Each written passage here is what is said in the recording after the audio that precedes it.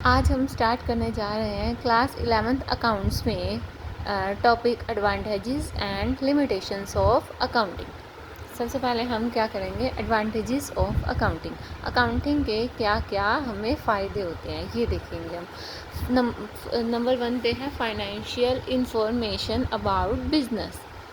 Financial performance during the accounting period, profit earned और loss incurred. अगर आप accounting करते हैं ना तो बिज़नेस के बारे में पता चलता है कि वो बिज़नेस प्रॉफिट कमाया है या उसने लॉस कमाया है। ये सब हम अकाउंटिंग के थ्रू हम अपने बिज़नेस की फाइनेंशियल जो है उसकी पोजीशन पता कर सकते हैं इसके थ्रू। नेक्स्ट हमारा आता है असिस्टेंट्स टू मैनेजमेंट। मैनेजमेंट को कंपनी में काफ़ी सारे डिसीज़न लेने पड़ते हैं और अगर हमने प्रॉपरली अपनी कंपनी की अकाउंट्स प्रिपेयर कर रखे हैं तो वो जो अकाउंट्स हैं वो मैनेजमेंट को हेल्प करते हैं डिसीज़न लेने में, to take decisions and exercise control over the affairs. और इसमें क्या होता है कि मैनेजमेंट को जो है वो कंपनी हेल्प करती है। रिप्लेसिस मेमोरी। कंपनी में बहुत सारी ट्रांजैक्शन होती हैं जिसको याद रखना बहुत ही मुश्किल होता है, और अगर हम सिस्टमैटिकली अगर हर एक रिकॉर्डिंग करके रखेंगे अपने ट्रांजैक्शंस को तो हमें उनको याद रखने की ज़रूरत नहीं पड़ेगी, क्योंकि हमारी सारी की सारी ट्रांजैक्शंस जो है वो हमने रिकॉर्ड कर रखी हैं और इसके थ्रू हमें काफ़ी ईजी रहता है। जैसे कि इसमें लिखा है रिप्लेसेस मेमोरी में systematic recording of transaction obviates necessity to remember transaction, facilitates comparative study. इसमें क्या है, अकाउंटिंग से इसमें अगर हम अकाउंटिंग करेंगे ना तो हम अपने प्रीवियस ईयर के अकाउंट्स को हम अपने आने वाले नेक्स्ट ईयर के अकाउंट से हम मैच कर सकते हैं कि हमने कौन कौन सी ट्रांजैक्शन की हैं।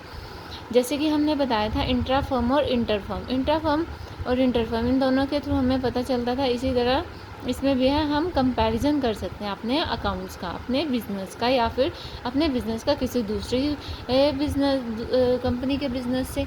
Systematic records enables businessman to compare one year result with those of other year. Facilitates settlement of tax liabilities. हमारे बिजनेस में काफ़ी ट्रांजैक्शन होती है, कभी तो हमें जीएसटी पे करना पड़ता है, कभी हमें इनकम टैक्स पे करना पड़ता है। अगर हमने प्रॉपरली अपने अकाउंट्स मेंटेन करके रखे हैं, हर एक ट्रांजैक्शन को रिकॉर्ड करके रखा है, तो हम ये लाइबिलिटी को हम पे ऑफ कर सकते हैं काफ़ी ईजिली उन ट्रांजैक्शन को देखते हुए।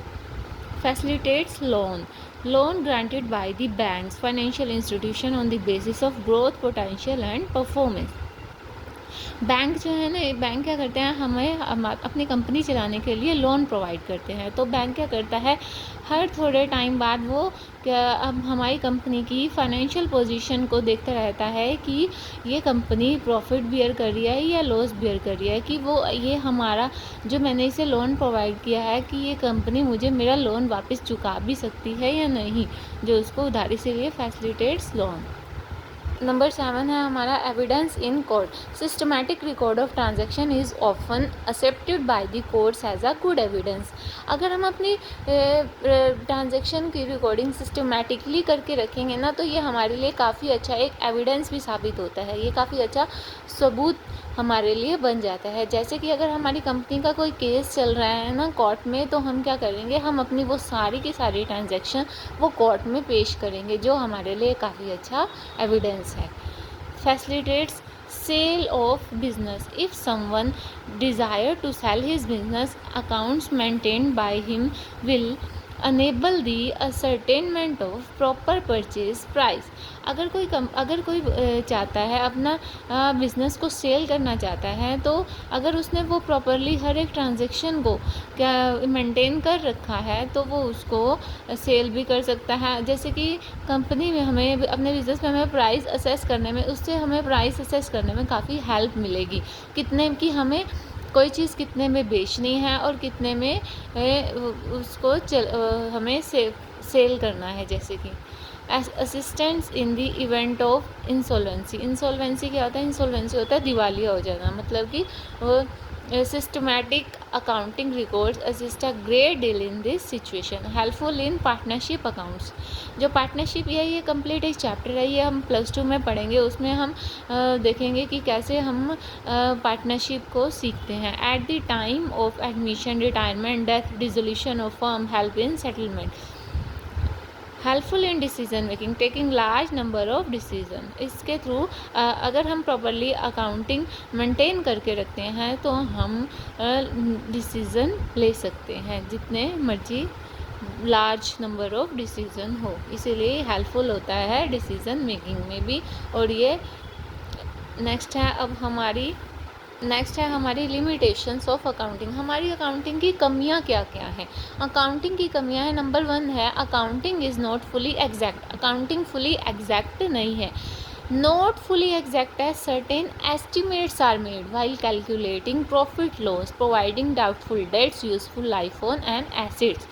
जैसे कि इसमें लिखा है कि ये एस्टिमेट्स, मतलब कि एस्टिमेट्स मीन्स अनुमान के आधार पर होती है हमारी अकाउंटिंग होती है, फैक्ट पर बेसिस नहीं है. कई चीज़ें हम एस्टिमेट के बेसिस पर करते हैं, इसीलिए अकाउंटिंग फैक्ट नहीं, एग्जैक्ट नहीं है.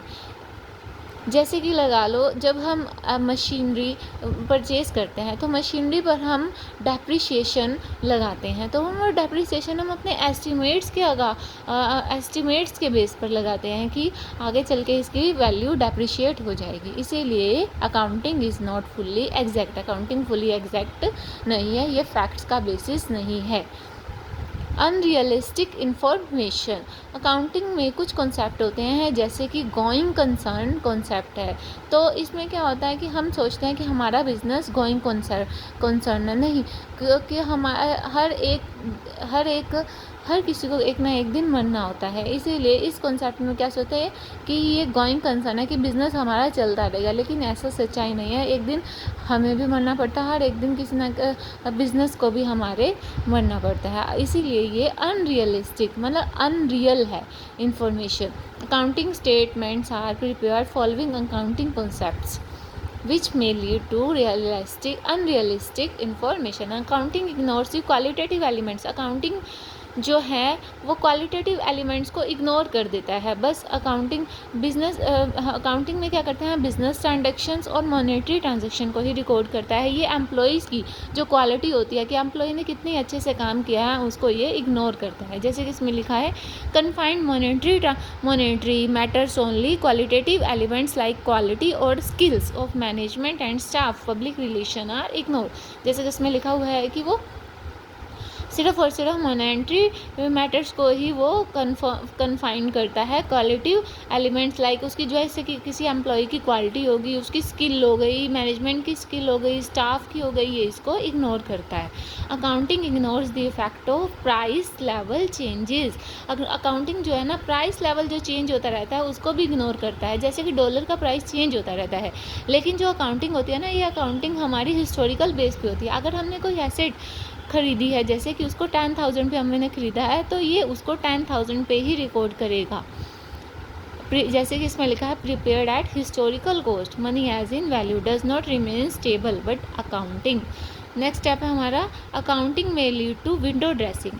विंडो ड्रेसिंग का मीनिंग है धोखा करना, अकाउंट्स को मैनिपुलेट करना, धोखा करना. Manipulation of accounts in a way so as to conceal vital facts and present the financial statement to show better position that what actually is. इसमें क्या होता है कि हम अपने अकाउंट्स की एक फेयर, इसमें क्या होता है हम क्या करते हैं accounting will lead to window dressing में. इसमें हम क्या करते हैं, हम अपने अकाउंट्स को मैनिपुलेट करके दिखाते हैं अपने यूज़र्स को कि हमारी ये बिज़नेस की फाइनेंशियल पोजीशन बहुत अच्छी है. जैसे कि अगर फॉर एग्ज़ाम्पल एक बच्चे की रिपोर्ट कार्ड होती है, रिपोर्ट कार्ड के थ्रू उसके पेरेंट्स को पता चलता है कि उसकी, इसमें हम क्या करते हैं, जैसे लगा लो एक बच्चे की स्कूल की परफॉर्मेंस का हमें किससे पता चलता है, उसके रिपोर्ट कार्ड से पता चलता है. ऐसे ही बिज़नेस की परफॉर्मेंस का हमें पता चलता है उसकी अकाउंटिंग से.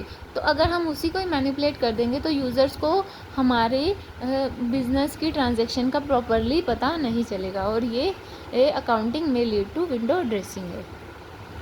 नेक्स्ट है हमारा, इज़ अकाउंटिंग एन आर्ट और साइंस? क्या अकाउंटिंग एक आर्ट और साइंस है? Accounting is an art as well as science. Accounting एक आर्ट भी है जैसे कि अकाउंटिंग साइंस भी है। Art, accounting is an art of recording, classifying and summarising financial transaction. Accounting में देखो, अकाउंटिंग आर्ट इसलिए है क्योंकि अकाउंटिंग में क्या करते हैं हम, अकाउंटिंग में पहले हर चीज़ को रिकॉर्ड करते हैं, फिर उसको अलग अलग क्लासीफाई करते हैं, फिर हम उसकी समराइजिंग करते हैं फाइनेंशियल ट्रांजेक्शन्स की। और साइंस इसलिए है क्योंकि अकाउंटिंग प्रिंसिपल कई सारे प्रिंसिपल्स रूल्स पर बेस्ड होती है। Any organise knowledge based on certain basic principle is a science.